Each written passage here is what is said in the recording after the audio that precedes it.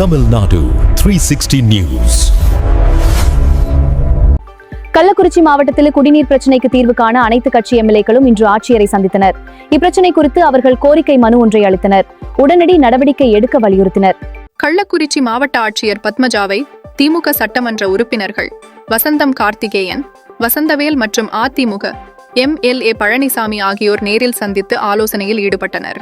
இவர்களுடன் மாவட்டத்தின் முக்கிய உள்ளாட்சி பிரதிநிதிகளும் பங்கேற்றனர். சந்திப்பின் முக்கிய அம்சமாக மாவட்டத்தில் நிலவும் குடிநீர் தட்டுப்பாட்டை போர்க்கால அடிப்படையில் சரி செய்ய வலியுறுத்தப்பட்டது. வரும் காலங்களில் ஏற்படக்கூடிய வறட்சியை எதிர்கொள்ள தேவையான முன்னெச்சரிக்கை நடவடிக்கைகளை உடனே தொடங்க கோரிக்கை விடுக்கப்பட்டது. மேலும் அரசு நிகழ்ச்சிகள் குறித்த முறையான தகவல்களை உள்ளாட்சி பிரதிநிதிகளுக்கு முறையாக வழங்க வேண்டும் என வலியுறுத்தப்பட்டது. மாவட்ட ஆட்சியர் அனைத்து கோரிக்கைகளையும் விரைந்து நிறைவேற்றுவதாக உறுதியளித்தார்.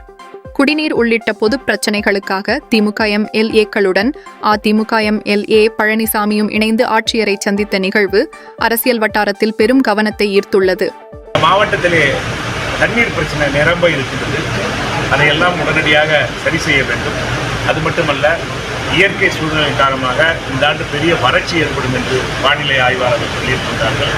ஆகவே அதற்கான முன்னேற்பாடுகளை உடனடியாக திட்டமிட வேண்டும் என்கின்ற கருத்தையும், அதேபோல் நடைபெறுகின்ற எந்த நிகழ்ச்சியாக இருந்தாலும் உள்ளாட்சி பிரதிநிதிக்கும் மக்கள் பிரதிநிதிக்கும் தகவல் தெரிவிக்க வேண்டும். எங்களுக்கு சரியான தகவல்கள் இல்லை, ஆகவே அதை முறைப்படுத்த வேண்டும் என்கின்ற கோரிக்கையும் மாவட்ட ஆட்சியரிடம் வைத்திருக்கின்றோம்.